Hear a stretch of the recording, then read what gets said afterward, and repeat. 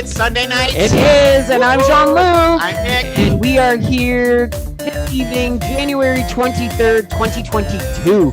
January 23rd already. Can you believe it? I know, we're almost on a month. I know. 23 days so Summer's far. coming. On our summer is coming. Summer is coming. Yes, I know. We're already talking about summer, and it's January 23rd, and we've only had our first snowstorm. You can tell how excited we are about the fact that summer's coming. Summer. We do love summer. We hate winter. Yeah. Hate is such a strong word. Yes, we dislike winter a lot. muchly. We dislike muchly. So we'll kind of like talk about the snowstorm this week. So it snowed here in Toronto. No shocker, a lot. Not a little bit. And Jean-Luc and Nick live in a condo now. I grew up in a house, and then we lived in a house together for years, and we always have to shovel. It's so nice to just wake up on Monday morning and see all the snow, and we're like, I don't have to shovel. I don't have to shovel. We live in a reverse snow globe where it snows outside but not inside. Yay! It was great. I apologize for all you who did have to shovel. But think of it as activity. Yeah. It's movement. It's activity. It's a good thing. Yeah. And guess what? If you do it, good for you. And I've seen, like, I know T had talked about it. Mom had talked about it. So many people. And good for you for being able to do it. Yeah. You know what I mean? Like, it takes a lot of strength to be able to shovel, especially the amount of snow we got in Toronto. Oh my God. From no snow to whoa snow. We were driving back from our grocery store, and there's a street that we always take that has two lanes, a turning lane to go left and a turning lane for people to come in. There's so much snow that we lost the lane.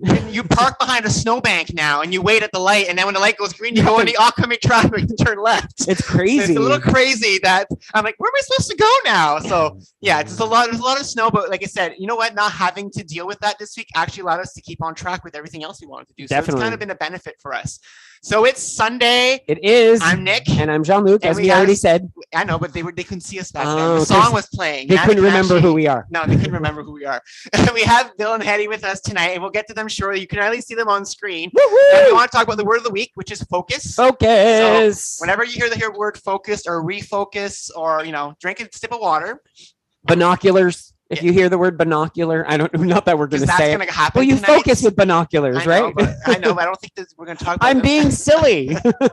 So we have a lot to talk about. The first thing we want to announce is this week we had the launch of our newest blogger, Sandra DiDomenico. She launched her blog on Saturday, so she's going to be spicing it up with Sandra on Saturdays. And more is coming. So at the end of the show, we'll actually announce our next blogger. There's actually going to be a lot of people blogging on our site soon. We're bringing a lot of different perspectives because this is what this journey is about, learning from each other. And the thing is not one journey's the same. No. So you might be able to find tidbits of information from everybody in order to build your journey, and not even build your journey, but influence your journey. Yeah. Because we never believe in like comparing ourselves to other people, but it is very smart to start looking what other people do to say, is that something that I can apply to? Sandra's watching us on Facebook right now.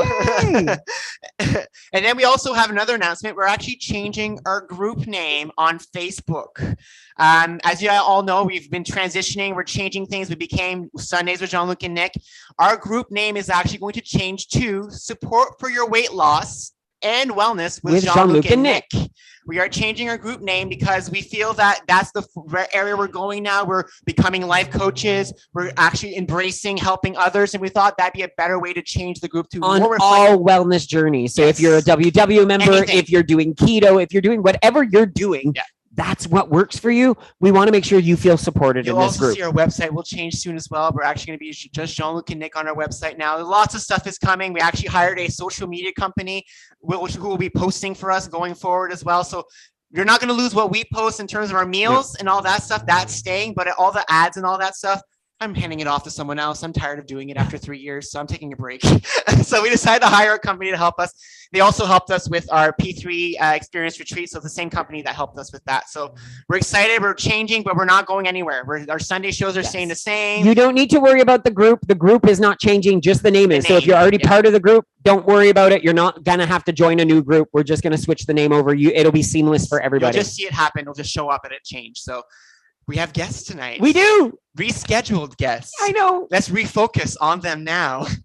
And we love them to pieces. Gratuitous use. Oh, yeah. That was. We have to. We have to. We use it often. Hi, Bil. Hi, Hedy. How are you both doing? Happy New Year, by the way, because I know it's Year. 23 days in, but we haven't wished it to you. Yeah, so until it's February, you can keep saying Happy New I Year. agree. So Happy New Year to you guys as well. And so glad we were able to reschedule you both. We apologize for not being able to do our last date. We were a little sick. It's all fine. Listen, it's okay. We're glad you're better. And we're just happy to be on. You can reschedule us 3 more times. You heard it here, guys. They're coming back 3 more times. Is that what I heard? What's funny is that after we canceled your session every week before the pre-show chat, it was like, when are Bil and Hedy coming? When are Bil and Hedy? Everybody was always asking, like, we're talking to them. We'll make it happen. So this group loves you, absolutely adores you guys. So it's very, very kind. We really appreciate it. Just being able to talk about this stuff, and you guys say it all the time, is validating, it's motivating, the whole 9 yards. So we appreciate the help in being able to talk about our journeys as well. It does help us too, a lot. for sure. Yeah. And I guess we can just jump right into it. Yeah, let's just go into it. So we're kind of changed how the show works. We actually want to ask you both about your journey. I know that, Bil, you share a lot on our blog, on your blog, on our site, and people know your story a lot. But I want to hear your story as a couple as well. Hedy, I want to hear about what you've gone through, both of you. Like, how did it start? The struggles you went through. How did you guys decide to start this wellness journey for yourself? Well, I'll keep it short because so much of this. Yeah, no, there'll be lots of talking. There's lots of history. Yeah, if you haven't noticed by the length of my blog post, I love the sound of my own voice, written or spoken. So, I was thin in elementary school and in the first part of high school, but by the time I got into the last couple of years of high school, through university and then out of university, it went from a little bit overweight to obese to morbidly obese until 2018, where I got a health scare and sort of forced me out of my comfort zone to try to consider different things. I think like a lot of couples, especially like, picking up the story from that point, like when you fall in love and you get married and you're like really comfortable, it's just really easy to have like food parties all the time. Happy and fat. Well, since focused is the word today, your focus changes, right? So there we go. I'm getting you go, girl. I love it. I love it. So yeah, I mean, I think that we sort of gained weight kind of slowly and consistently from the time we got married. And Bill's like an amazing cook, like amazing. And I bake. So there was just no shortage of like, amazing things to eat. And you're not focused on keeping that healthy eating. Holy cow, this soon? This many? Oh my God, Hedy, you need to come back more often. Shut me up.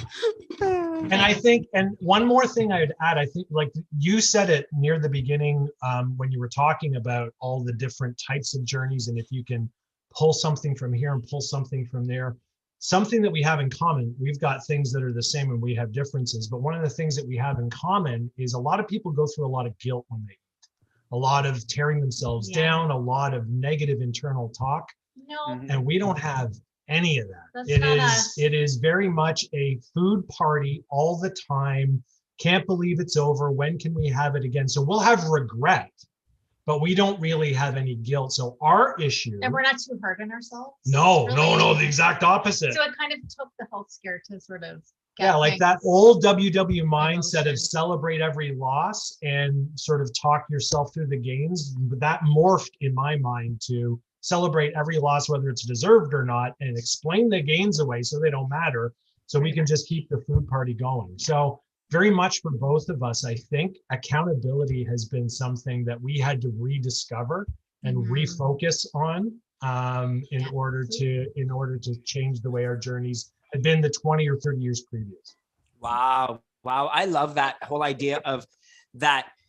You just did you switched the script in a sense. You switched the script. You said, we're not going to stop eating. We're not going to stop enjoying life, but we're just going to switch how we do things instead, basically. And was it like this, like first time success? You guys came in and you did it together and it was good. We did it all at once, or? No. Well, let's be honest. Like every single time you try to lose weight, you lose some. You get on a roll. Like, but you haven't necessarily changed to eat healthy eating habits that are sustainable. Like those are two super different things, right? Right. So I was thinking about this. Like I've always got posts in various sort of forms, zygote, above and below.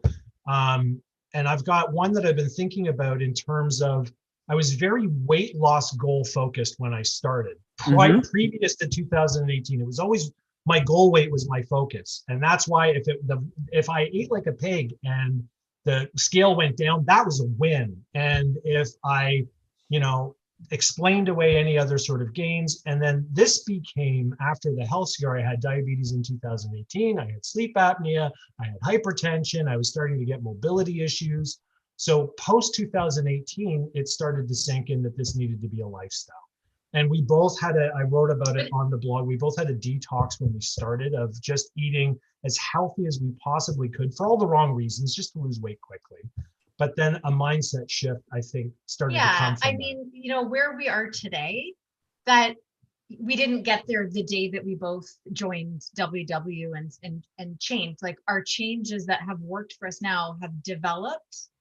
And I think, part of our success, and there's no end goal, like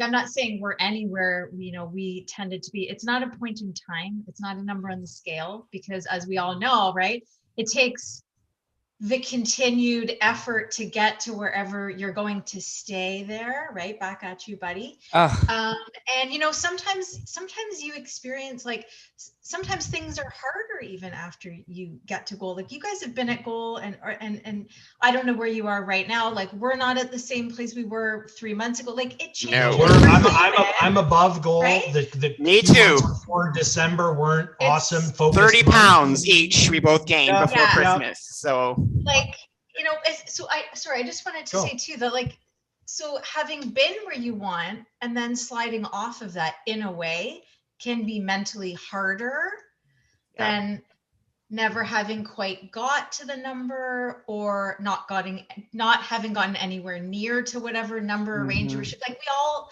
continue to experience mental gymnastics, I guess, but the difference, depending on wherever we are. But the difference, again, this idea of goal weight, like when I had lost 70 pounds before on WW, and it felt easy and I felt like I was on the right track. And then Christmas comes and Christmas smacks me in the side of the head, and it's a goal weight. So in my mind, it's a huge disaster. I'm off of this number. I stop going to meetings. I'm going to lose the weight on my own because I don't want the embarrassment. And then you quickly discover that you're sliding because you didn't establish a habit. You had a goal. There was no habit formed.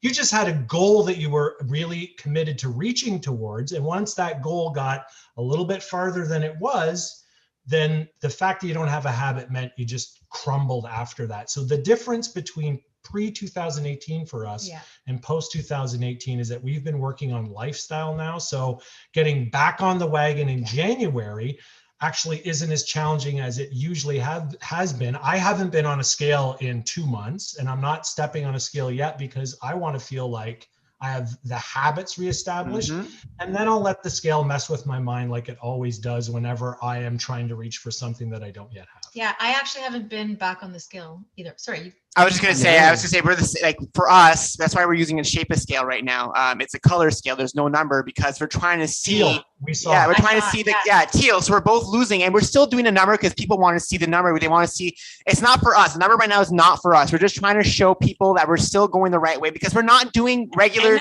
tracking right now. We're trying something different, which is something I remember Hedy and you and I talked about this a few days ago about. You're also not right now tracking religiously either. Both of you. You're trying to build a certain lifestyle, a routine, a lifestyle. Like, you know what I'm tracking? How many days can I go without getting into the chocolate chip bits? Love that. And we had this tracking conversation. The last time that we were on a Zoom call, people asked us, like, how often do you track? And we said every day religiously. It never doesn't happen. And that was true. That was true then. And now it's not as true now. But the issue is, and we talked about this earlier this week, like we've never stopped planning. And I always, once tracking has become something you've gotten used to and you understand the value of food for energy, for nourishment, for removing hunger, for creating cravings, for taking cravings away, then the focus is, am I going to put myself in a situation where there's a higher probability I make a bad choice? And the way that we avoid that is planning. We never lowered the amount of planning we've done. We just don't input as many apples or as many meals as we used to. And don't get me wrong too, like if next time I get on the scale, I'm up more than I want to be up, like the tracking is a tool for me, but it's an awareness tool really more than like the odd thing I would still open and, kind of look up, if it's something new or something I don't remember that I don't have regularly, I would use it as like a research tool. But but it's also a tool for me. Like it really helped me. I felt like it was great when I needed it. But we're human and we're doing this forever. So we're going to need different things at different times. And it's there for me to go back to. And I'm sure you guys are like, I've heard you guys say, we're just trying this for now. And when we decide that we want to try something else, that's what we're going to do. Like, you're saying, you just said it right there about forever. Like you guys came back in 2018 to build a forever lifestyle. So you're trying to build something that you can sustain forever. We know for the two of us, tracking is one of our worst habits. It's one of the things that we've never been able to get on successfully for a long time. It's the first thing that goes for us. Activity, we can be active as much as we can run around all the time. We don't care about being active. We can do that in sleeping. But tracking has always been hard. And we always got hard on ourselves for not doing it. So instead of being so hard on ourselves for not doing it, why don't we try something else? We're still tracking in here. There's still tracking going on in here. I'm not just randomly eating stuff. We've created ourselves a plan to follow. And so that's kind of what you guys are probably doing as well. And like you said, Hedy, the planning ahead of time and knowing what you're going to eat is technically tracking without having to write it on a piece of paper. And I just want to say one more thing. For us too, it's knowing what our go-to foods are. Yes. So, right. Bill does the food shopping and we organize our fridge. We have a use first store. Like we try to go through stuff, but we fill the fridge and pantry with stuff that we know is good for us. And it just kind of there's never 1 minute in this house that we don't have our crutch foods. Sandwich meat, eggs, apples, vegetables, lettuce. They're just things that we never, ever will allow ourselves to run out of. We'll leave in a snowstorm to get them because that's all. When your issue is not tearing yourself down, it's accountability. The second that you don't have a healthy choice in the house is the second that you're ordering 3 pizzas and wings.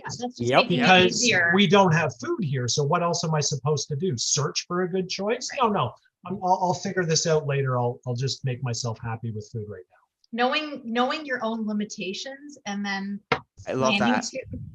Right? Like we know our limitations is if something, and I'm very suggestive too. So if my kids leave like yummy crap out, I'm like, guys, you got to put that stuff away. Like I will get into it, right? Yeah. So food addicts, right? And working around them. Yeah. It gets real European in here when people leave chocolate and stuff out. It gets loud. So well, I also kind of I think that's one of the reasons why when we first met you, Bill, is that we relate so well because I think the journeys are very similar. We've established this one, but phrased through discussion. And I think one of the things that you talk about is how you are a food addict. You're a food addict. You love food, and so we're the same way. If it's in front of me, I will eat it.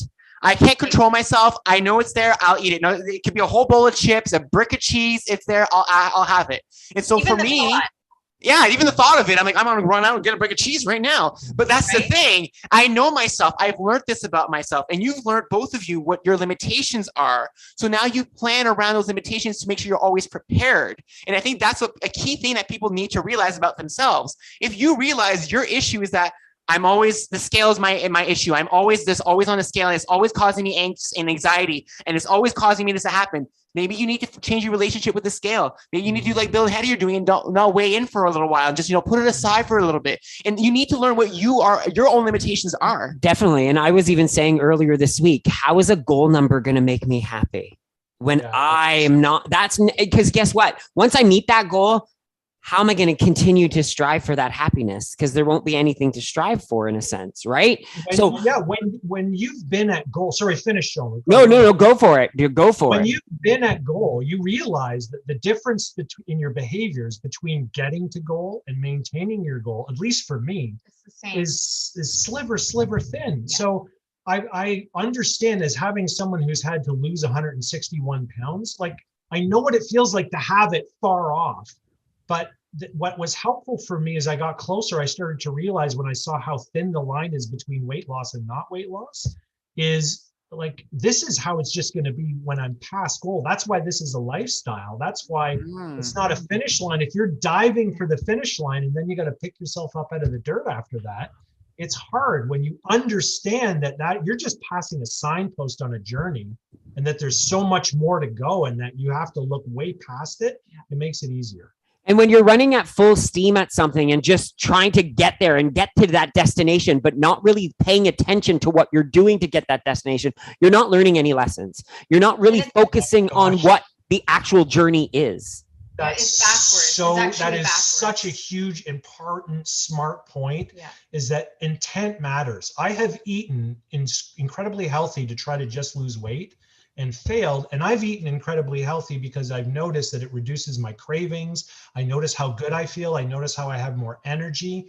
That's sustaining, but just eating really healthy to lose weight is why I always failed. And then I would yo-yo back to, well, I need lots of little bits of indulgent food because that's moderation for me. And then I'm back to what Nick's point was, which is, you know what? A handful of chips was never enough. A large bag was never enough. 3 large bags on the weekend was never enough. So then sometimes it's just easier for me not to eat the chip and to eat something until I'm full. I have noticed too that for me, like I've gotten to where I need to be, but I have noticed I can actually overeat healthy food. I can overeat any food. Anything. I can overeat grapes. Like I actually caught myself at like a family picnic just with my mom, sitting there with a bowl of grapes. I wasn't even hungry. Like I had something, and I just, while I was talking to her, like the bowl was in front of me, and I just caught myself, and I'm like, see, I can, it's a habitual thing. It's not that I'm hungry, and it's not just with chips. I can actually overeat healthy food. And it's so funny that you mentioned that, because we talk about creating these habits, but yet creating habits are just as hard as breaking them. And so, you know what I mean? And what you think is a healthy habit, because you're like, I'm eating grapes, it's healthy, but calories is calories, no matter which way you look at it. I'm sure you guys did this. Do you remember the point of trying to understand what full instead of like ready to barf, uncomfortably full felt like? When I started 2018, I had a hard time trying to figure out, you know, this is what full feels like, and past this is, you don't need to be there. I never felt that, to be honest. Like I think back in the day, I could just keep eating constantly all night until I stopped eating, because it was time to go to bed. And I'm like, oh my God, I feel like crap now. What did I do? Because during the eating time, never once did I feel full. I just kept eating because it's there and I wanted it and it tastes good and I didn't care. It wasn't until the moment where he had to lay down. Yeah. And it happened at Christmas this year. Like the Christmas this year, it happened almost the entire week of Christmas, because we decided, we made a decision. We're just eating what we wanted. We just made the decision. We've already gained like 20 pounds. Let's just have what we want for Christmas, and we'll focus back in January, which is not the greatest thing to do. But we've been on this journey for 3 years, and we're like, you know, this is the first time we're letting ourselves to just do what we want. And we ate a lot, but every single day of that week, I felt like crap. I felt like crap the entire time. And when in January, when we started back eating healthy, I felt amazing. And so it reinvigorated in me that mindset, like, I love eating healthy, and I love not overeating now as well. Exactly. I think too that this is one of the hardest parts about being home during the pandemic, is so many of us are home so much of the time. And this desk right here where we're on our camera, this is where I do most of the work for my side business, my side hustle. And like the fridge is 4 steps over there. So yes, it's good that, you know, I've replaced some of the older, you know, worse snack habits with healthier things. And sometimes I get into, you know, like snacky stuff that you wouldn't want all the time, or any huge snack accident. I have snacks. We all do. But when I'm out of the house and I'm busy doing errands, it's not as bad. But so many of us, we're here like with access to our fridge and our pantry all the time. That snacksident comment made me think of a TikTok that I'm dying to create. And I saw it. And it was a gentleman who's opening the fridge, reaching for an apple, and slips and trips, and all of a sudden falls down in an Oreo cookie. He hits the Oreo cookie off the table, and he falls on his back, and the Oreo cookie falls into his mouth. And he's that is how every cookie eating experience plays out in my mind. Definitely. I didn't do it. Yeah, I fell on top of it. And then you try to make an excuse. Oh, it just fell in there. It fell there. Exactly. Such a stressful day. Anyone can understand why I needed a box of cookies. So I want to talk to you guys about one thing that we've talked about recently, your detox. We did it as well. We're doing it right now as well. What is a detox for you both? So you talked about it in your blog recently, Bill, and I want you to kind of elaborate to people, what is a detox for you both? Right. So a detox, the way I used to do them was, I think, a very unhealthy mindset. Move the scale, make the scale go down quickly, because weight loss will make me feel good. And there is an eventual dead end that you can't see when you start that is just going to mess with your mind. Now, it's always important to point out, Hedy and I are a little bit different. So I'm more obsessive. We both have like levels of OCD, I think, like most couples do. But I am not diagnosed. No. Self-diagnosed. But yeah, self-diagnosed. I am far more obsessive. So she is actually better with moderate behaviors. I am not as good with moderate behaviors. So the detox for me started off as just lose a lot of weight quickly. Can I just stop you? So we sort of did like an unofficial detox when we started. That's what he's talking about. In 2018. Yeah. But our reasoning for doing that was to sort of set us up with success. Because I said to Bill, I'm like, I'm totally doing this with you. Like, he had this diagnosis and he's like, I need you. And I'm like, totally doing it with you. Got it. But I said, I need to see success, because I already have done WW several times at different points in my life. I need to see the scale working, even, just at the beginning. So we need to like seriously commit so that we can see that we're being successful, because I need that motivation. I need that momentum. Like, it's really important for me. But what changed for me was that started off as that sort of unhealthy, let's lose fast. And then I started to see sugar, basically. Salty, crunchy, bread, pasta. We just didn't bring stuff home that we knew we couldn't control the quantity of. Yeah. Like when I talk about a food addiction, it's a food obsession. It's not a clinical addiction. Anyone that's seen real addiction, they know it's not as severe. And I've always said this, I can overeat carrots, but I don't obsess and dream about carrots the way that I can dream about sugar or salty crunchy. But what changed after having some of these foods out of our house and then adding those out of our mouths, and then out of sight, out of mind, and then having these mindset discussions every single week at WW coaching sessions. Now, all of a sudden, we're realizing, okay, so sugar actually makes me crave more. The more indulgent food I eat, the more I want. The less I eat, the less I want. The more indulgent food I eat, the more longing I have for more, and the less enjoyment I have in life. Harder. And the less I eat, the more like energy and mood and good sleep and all these other things start to appear, where now this link between you need food to be happy gets broken. And they're like, no, there's multiple ways to be happy. You've just obsessed over this one way to the point where it became a problem. And from a physical point of view, like cutting out so much of the garbage, like we realized we actually love fruits and vegetables. Like, that's what I was going to ask. Like, nowadays, you guys still do detoxes now? Like, is it changed? I did to start January, but like, I'm not doing any official detox. No.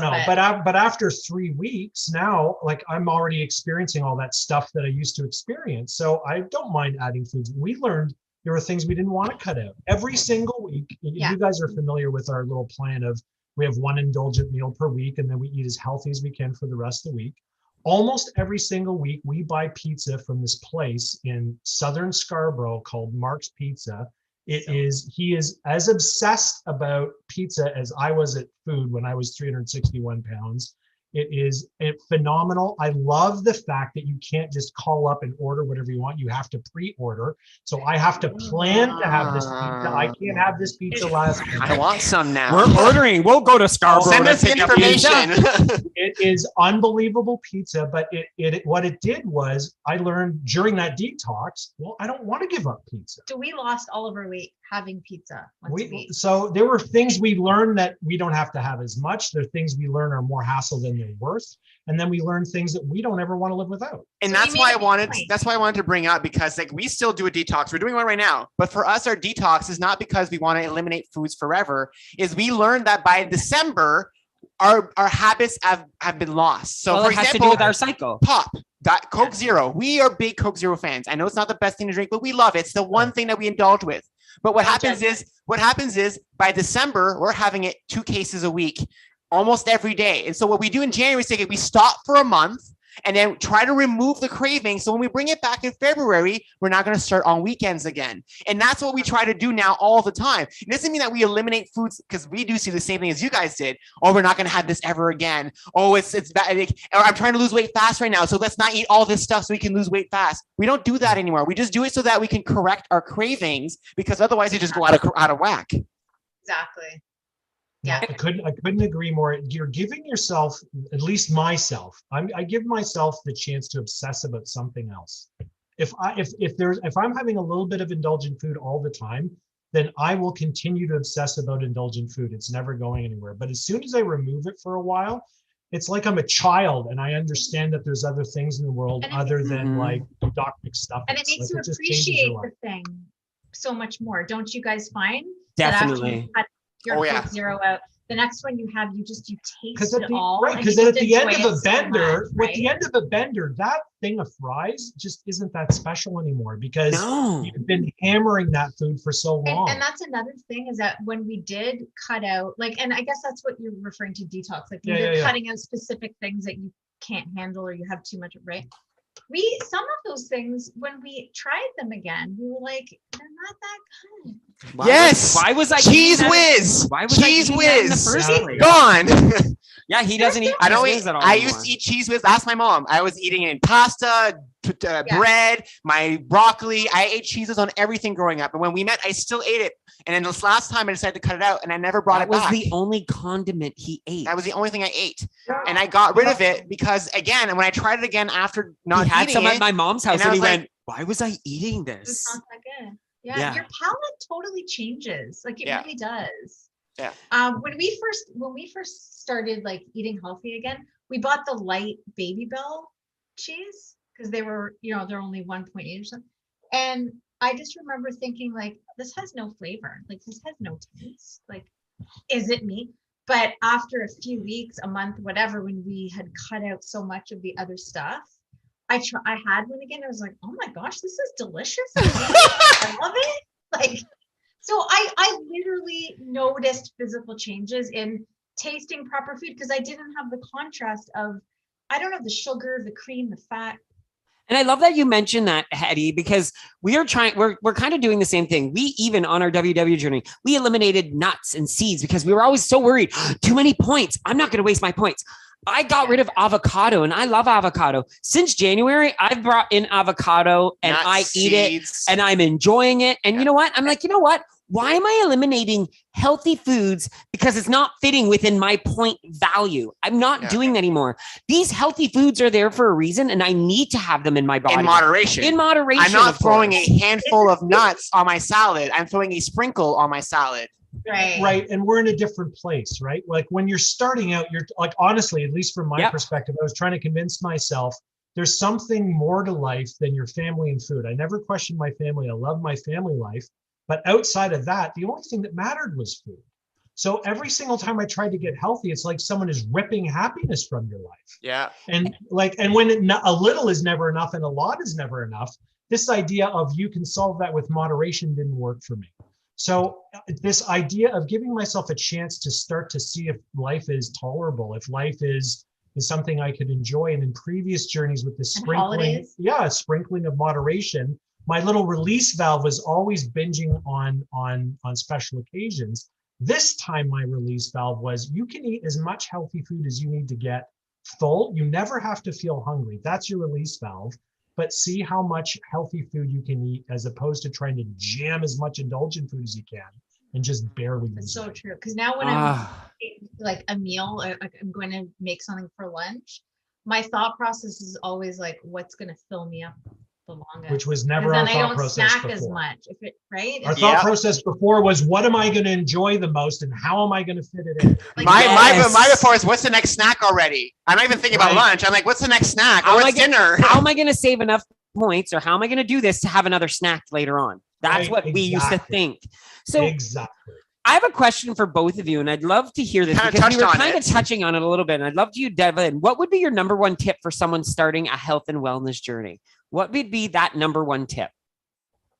Oh, all right. I have 70. I'll give you one. You can go quick. I could go quick.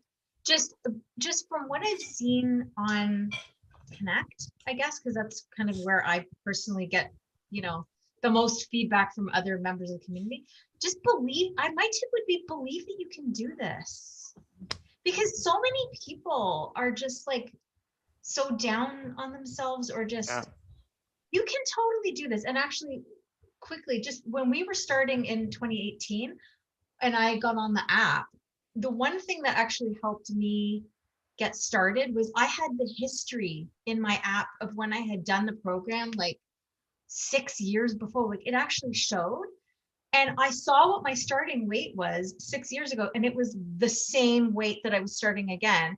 And I literally could go through it and see, okay, I've totally done this exact same thing before, so I can do it again. And you just need to believe in yourself and be open-minded to trying new things and experimenting. And we don't usually answer these questions the same way, but our answer is very similar here. The thing that, because I got very dramatic because I'm an obsessive guy to like eat really healthy, eat really unhealthy.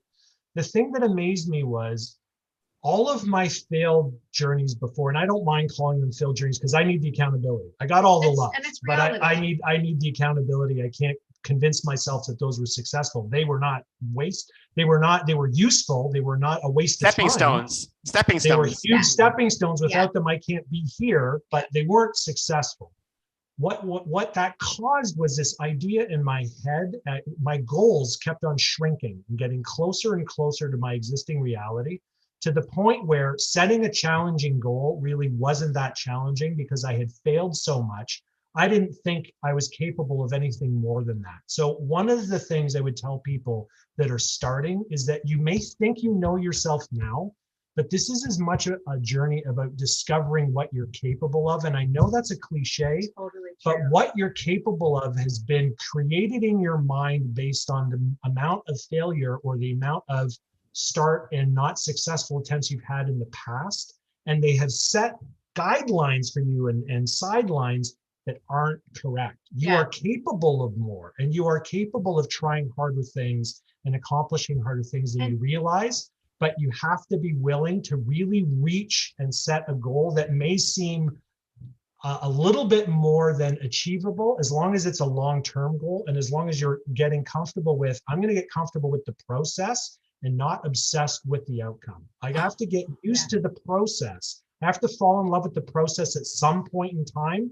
And it can't all be about outcomes, because some outcomes you'll find out you can accomplish, and some outcomes you're going to blow way past. So just get expectation out of your mind and start to see if you can't fall in love with the process of getting healthy. And I would add to that also, like, be open and be open to experimenting with yourself. Like, if you're always like, oh, I don't eat broccoli or I don't eat X, whatever it is, try it in a different way. Like, research recipes. Like, there is so much available at your fingertips.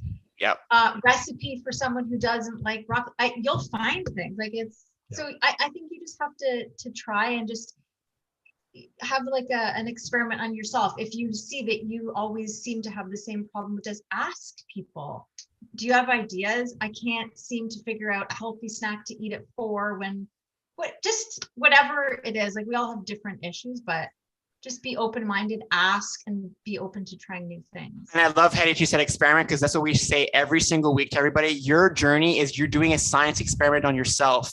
And there's going to be many attempts and trials of different things to figure out what works for you. What's your secret formula? It took us 10 years, 6 years to find our formula. And even when we found our formula 4 years ago, it's not the same formula as we have now. We've changed again. I think what ends up happening too is a lot of us think once we figure it out, we got it figured out forever. It's almost like when we think, oh, well, once I meet goal and I get there, I'm never going to have an issue with my weight again. And the magic wand has been to tell you, everyone, that's not what the journey's about. And Bill said it just a few seconds ago, falling in love with the process. Because when you fall in love with the process, you want to do it forever. You fall in love with yourself at the same time, and you're enjoying the journey. You're not struggling through the journey. You're making it so that way you can sustain this for as long as you can. Sustain doesn't mean I'm going to always do the same thing over and over. It means I'm always going to try to do something to make it to where I want to go. And my journey does not have an end. It keeps on going. It's forever. Keeps on going. It's the forever symbol. It's not a circle. It's the forever symbol. And we always tell everyone, this journey, you have to enjoy it, because as much as you want to think that there's an end to your journey, there isn't. The end is the end of your life. So do you want to get through that end and hating everything you're doing to get there? Or do you want to get there having fun and enjoying it? I prefer the latter. I prefer enjoying it. So yes, I'm always going to struggle with my weight. My weight's always going to go up and down. I know this, but I'm not stopping trying. I'm always trying to refocus, trying to do different things to help myself be healthy. And I'm always trying to do something that makes it fun and enjoyable along the way, because that's what makes it sustainable and wanting me to do it forever. Well, and we realized too, for the longest time, prior to Christmas, near the end of last year, we had gotten into a lull. We were doing things and we weren't enjoying them anymore. And Jana, who's a great friend of us, even earlier last year when we had our struggle with tracking again, was make it fun. We tried. You always do things that are fun. You guys are always having fun, but tracking part was never fun for us. And we tried to make changes to make it fun, and it didn't work until we realized in December that maybe we need to find a different way to track. And that's why we're doing what we're doing now. Doesn't mean it's going to work forever. Nope. But it's working for us now. That's the whole point, is you have to it's this funny balance beam, right? Of enough discomfort that you're growing, but not so much discomfort that you can't sort of maintain and hating the behavior. It's not I find that I always get in trouble when I fall one way or the other too far. I need somewhat of a balance, and I always need to tilt a little bit more to accountability, because that's always my issue. But you can't like always forgive yourself, because now you're not accountable, and you can't always push like the superstar, because it gets unrealistic and you quit. You have to find that path that you can sustain. Middle. Like one day you're gonna be like, you know what, today I'm going to talk because that's just how it's gonna go down, and that's obsession. Either way is still obsession. If you're obsessed about being always on par and always being good, or you're obsessed about eating whatever you want or doing whatever you want, it's not healthy either way. Obsession is obsession. And actually, I was gonna say too about the tracking. Sometimes the tracking makes your eating too obsessive. Like I just found at some point that you feel like, okay, if I'm tracking everything I put in my mouth and I'm doing it throughout the day as I'm eating, I'm always thinking about food eating. And kind of want to get to the tracking is important when you're learning and you're figuring out what works and what doesn't. And once, to get you on the road where you see you are losing weight consistently. But at some point, and it might be a different point for everybody, you want to be able to eat naturally. Like, you want to be able to be, okay, I'm hungry, go to the fridge, get something, eat that thing, and then get on with your day. And right. And for me, I just at some point I was like, you know what? I can't do the tracking. Like I need a break from the tracking. Yeah. And for us, I continued to eat the right things. For us, it was what happened with us is that, I have points left. I have to eat them. Yep. So it didn't even matter. It was still an eating obsession where it's like, because I have points, I have to eat them. And so now it's like we were overeating still with tracking. It's instead of now, because now we set ourselves a rule where at night we're allowed one dessert, one crunchy snack. That's all we do. We've stuck to that the entire month. We've not overeaten from that. We've stuck to that. The only day that we spread a little further away is Saturdays. Saturdays we sometimes allow ourselves because we're up later. But every other night we've stuck to that guns. Do we eat more now? No. But back in the day, if I would have had extra points, all the month of January, I would have eaten until all my points were gone. Yep. Yeah, and that was something I changed from the very beginning in 2018 is I ate until I was like what I had to discover was satisfied. And for 20 out of 21 meals a week, it was healthy food to do it. But I didn't there were days that I didn't need a point.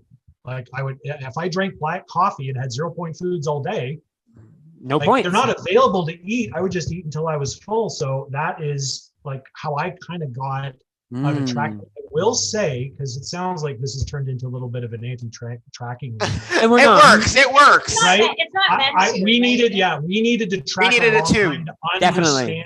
Understand how things fit in. I tracked probably for almost 2 years. Yeah, same here. And we are. I hope people don't take away from this I don't need to track. No. And that's a different thing for different people. You have to do what's good for your own journey. I'm so glad you both said that because we've said this all the time. Everybody knows what they need. And if tracking works for you and it's what keeps you in check, never stop. No. But if you're getting to the point where it's becoming overwhelming to you, you have other options. Yeah. It doesn't mean you don't have to, have to follow that. Because we thought that we had to track forever. And that thought of us made us feel, oh my God, I can't do this forever. Overwhelming. And so for us, it was not a good thing. So we had to learn to change to be able to do this forever. Someone else, I love tracking everything. I'm a journaler. So for me, tracking on my food is easy. I can then keep doing it. It works for you. You have to find what works in your own wheelhouse. Yeah. And I know there's a lot of people that in their eating healthy process, whether it's WW or not, they do replacement foods. This is something that Bill and I have always talked about too, right? And it's just, I see people doing these amazing recipes, and anything for me that's many pieces, even the mini muffins, if that kind of replacement baking is working for you, hey, peace out. But I cannot do that. You'll eat all of them. I can eat half a tray of whatever it is that's worth taking one bite of. Half a tray, no problem. It's even worse because if it's 1 point per muffin, I'm like, okay, then 14 muffins. And oh my gosh, 14 muffins fit in. This is perfect. Like a bar. I'm not going to use the brand name, but a bar that people use that are 2 or 3 points each, and they're small, and they taste like chocolate bars. Oh my God, no, those are not safe in my house. Yeah, they're not. But safe. You know who you are. You've discovered this about yourself. This is what thank you for drawing that back, because this is the point, is if that works for you and that keeps you out of stuff that's 4 times the amount of points, yes, then that's those working are the two things. We'll have this little touch base if we're thinking about behaviors and is this good, is this not good? Am I progressing towards my goals, and can I sustain the behavior? If you hit those 2 check marks, keep doing what you're doing. But if you're missing one of those check marks, then reevaluate. Yeah. That's exactly it. So I do have another question for you both. So this is probably the last question. What can you both do now that you couldn't do before? Wow. Physically?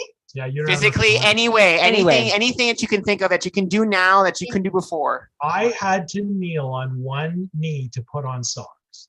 There was no physical way that I could actually put socks on unless I was able to get down on one knee to put on a sock. So now, weirdly, I have to, it's like I'm a toddler rediscovering my body. I'm putting on socks with my feet in the air and laying on a bed. And there was too much gut. I couldn't reach my feet. It was impossible. And I just see him on the weekends, when the weekends roll around, he's busy doing multiple things in a day, grocery shopping, stuff with the kid. He's an amazing dad, but just the activity level is just, it's there. It wasn't. I have a challenge for you, Bill. Yeah. It's a TikTok challenge. Oh boy. Here we go. You have to put one sock on standing on one foot, and put the shoe on, then put your foot down, and then put the other sock on and shoe on, but with one foot down. Really? Please, yes, do it. I want to see it. Done. For me to answer yes. question, Yes. I learned at a very old age that I apparently can jog and can lift weights. I had lost about 48 pounds, and then I joined a gym. I was not a gym person. And now I would have to say that in the past tense, because now that the gyms have been closed for the past month, I cannot wait to get back. I jog, I lift weights, I do a rower. I just do all of these things that I just never thought I could do. He's the same way. He used, you know what he used to say, Hedy? He used to say, "What's his? Is Jim a guy? What's his name? What's his name? Jim?" That's what he used to tell me all the time. Yeah, and I'm not particularly motivated outside of the gym. I did walk a lot when the gyms were closed, like when there was the longer shutdowns. But the gym just works for me. I have to book a spot. I go, and like I was just starting to say, sometimes I'm sweating as I'm like running in the gym, but I have goosebumps because I'm like, I can't believe I'm running. Like, it's an odd thing to figure out that you can lift weights and run when you're in your 40s. Buying clothes in a normal store. I hadn't bought clothes in a normal store in 20 years. Chairs and ladders, like a camping chair. You can't just go to Canadian Tire and buy a $15 camping chair. I can now. I don't like them. They're uncomfortable. But they hurt your butt. Exactly. That I'm not going to crush it. Like yeah. There was all these like. I ordered underwear last week and they came in and they fit online and they fit. So like parking spots. You need enough room to be able to open the door. Get out of that door. Yeah. Move your body out. So I was constantly obsessed with, well, that's a too narrow parking spot. I'm going to get blocked in and not be able to get in my car, like nonstop stuff. Wicker furniture when we would rent condos. Wicker furniture? Remember how you did like that? Oh yeah, we would walk into a condo and there'd be like this wicker chair that we rented, and I'd immediately look at it like, okay, so that's not Daddy's chair because we won't get the security deposit back. That thing will be in shambles. I used to avoid, you know, the grates on the ground, like when you walk outside in Toronto and there's the grates where the subway stations are. I would not walk on them because I thought it would shatter with my weights. I used to walk around them. Like just there's 100 things. I love that. It's amazing. Like I've watched many of your chats and your videos and your posts, but the opening for tonight's chat, I loved it. It's so cute, and you guys, you look amazing. Like what you've been able to do. Oh, thank you. And the fun that you bring to this journey, the energy that you bring to this journey, awesome. like I like. For people on the outside looking in, it can look a little kitschy, right? A little tchotchke-y, like it's so high energy. But once you've spent 15 minutes in this community and understanding how much energy it takes to go on this journey, the amount of inspiration that you guys bring to the table, because you don't sugarcoat things, you get it. Yeah. You know, you're able to take all kinds of different parts of the journey. You're not into telling people that they're doing things wrong, like a pet peeve, and I'll share it. I don't care. Like the intuitive eating crowd that's telling everyone that they're doing it wrong. Like if intuitive eating is working for you, then blow your hair back. Is it sustainable? Are you progressing towards your goals? That's great. Good. I'll be honest, Bill. That wasn't us at the beginning. That wasn't us. That wasn't us at the beginning. Back in the day, we were like, I can't believe people are doing other things other than WW. That was our thought process. And then we started realizing, yes, we love WW. WW is a great program that worked for us. But guess what? It's a not one size fits all situation. Everybody is so unique and different.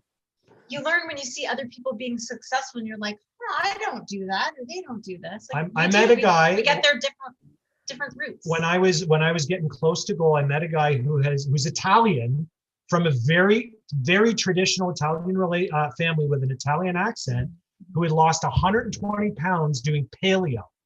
Like, my love of Mark's Pizza, like there's no way I can do paleo, but he does paleo, and he's like, the amount of crap that I get from my family, like, when are you gonna eat pasta? When are you gonna eat cake? Like and he's kept 120 pounds off for 6 years. Good for him. That guy, he's doing it wrong. Exactly. He knows himself. That's why like we were talking at the beginning of the chat, like we're changing our group name because we're supporting anybody on a weight loss journey or a wellness journey. It does not matter what you're doing. You need support. We will be there for you because we get it. And we might not understand how to support you, but guess what? The fact that we work with, sometimes support doesn't mean no one has the answers to anybody else's struggles. We have the answers within ourselves, but sometimes talking about them is what helps.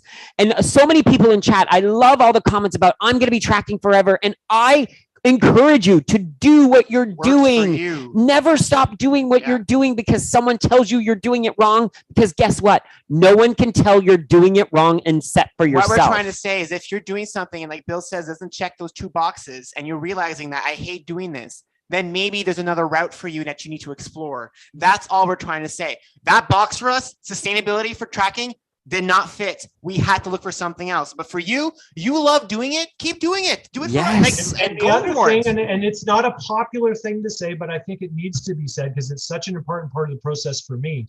If you're not progressing towards your goals, then you can't be so locked into what it is you think this is the way I want it to work.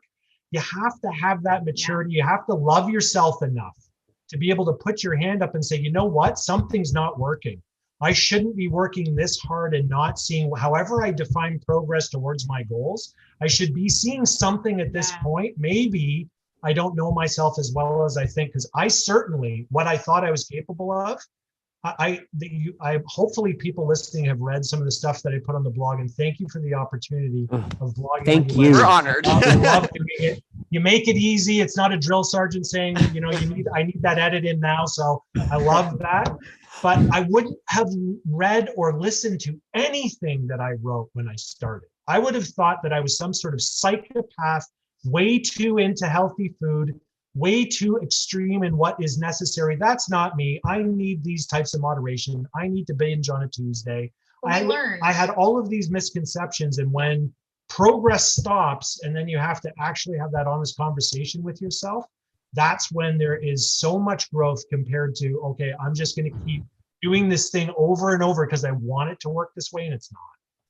So we want to thank you both. Thank you that note, so much. Thank you both for joining us tonight. I actually want to let you both plug yourselves. So Hedy, I know you have a small business you were talking about earlier. Plug it. Like, tell people where to find you. There's hundreds of people watching. Let them know. How can they find you? Oh, that's so sweet of you. Thank you. I'm a jewelry designer and I have an Etsy shop. Here's I wore my rainbow bracelet. The rainbow. Oh, it's so pretty. So my company is called My Beading Art, and I'm on Instagram with that name. I'm also on Facebook. mybeadingart.ca is a good place to start. One of a kind jewelry for women, men, and kids. It's all beaded, and there's all kinds of, I have a blog on there and a newsletter. So yeah, thank you. No love it. Yay. My beaded art. I love it. Awesome. My beading art. My beading art. Beading art. Yeah. Beading art. Beading. Yes. Because of the beads. Art. Art. A-R-T. Awesome. And Bill, do you want to share about, Connect your handles so people can find you? On Connect, like Foodie and Recovery, like I write ridiculously long stuff. It helps me on my journey. Other people like reading it, so I appreciate that. I love blogging on your site on Mindful Bites is what I call my segment. I welcome all the other bloggers. Rosie put up a friggin' amazing activity post this week that if you haven't read it, you better. If you're not, you're square. And I'll plug Mark's Pizza on Old Kingston Road in Scarborough. Send us a you message. Have to pre-order it. You got to pre-order it. And he is only about local ingredients. The stuff that he does is amazing. Local entrepreneur who's a good family man who's just trying to do right by his family. It costs a little bit more. And like he said, when I said, listen, I always got to control my weight. I'm not ordering more than once a week here. And he said, listen, this stuff helps you burn clean. And surprisingly, when we've been to Sudbury or had to go somewhere else and order pizza, we feel gross after eating other pizza. So that's good to know. That's good to know. Yeah. I can't club corporate finance. That's what I do during a day job. That's not something fun. I just wanted to add too, I have an account on Connect too, where I actually post about food and eating. That's just my name, Hedy Hook. That's what people can find me, Hedy Hook. Awesome. Thank you both Thank you so much. Thank you for being here. Definitely. Can't wait to do it live. Yeah, it's going to happen. Right? The magic balcony on the picture outside. Everybody's been taking pictures out there. So eventually you'll be out in the magic balcony. And then Bill's cooking. I want to taste this. I want someone to cook for me. Yeah, because he always has to cook right now. I don't cook at all. I love cooking for other people that cook. People that cook, we understand, right? We get it. Definitely. Awesome. Thank you both so much. Thank you guys. We really appreciate it. Thank you. Always. We definitely will have you guys back. Always. Sure. You'll be regulars for sure. We'll come back. We'll come back every time. Awesome. Thank you so much. Wow. That was a crazy, crazy chat. I love it. They are so inspirational, and you can just see the connection they have. I still can't forget when we first reached out to Bill to do our blog. He told us, I I feel like I'm starstruck. And like, we feel You're like we're starstruck. Like, it was so funny. Like the both of us communicating, realizing we're both starstruck about meeting each other. So the guests continue. Yes, the guests continue. And we just want to inspire people as many ways as possible. We want you to realize that no one journey is the same, that we all different, but yet we all have a lot of commonality, and we can still all work together as a community, as one, to reach those goals individually. Exactly. And so hopefully you guys have a wonderful evening. Have a great week. There's a few announcements. Oh, there's some announcements. Yes. Oh my goodness, a whole list of them. So we have a lot of guests coming, so I'll run through them now. So we have Maureen Stolt from Virginia Beach joining us next Sunday. You should see her before and after. Oh my goodness, transformation fell off the chair when we saw it. We also have a new blogger starting. You all know her as our lovely assistant, Kim, but Kim's Life as a Migrainer blog will be starting on February 6th. So she will be our Sunday blogger, most likely. Yes.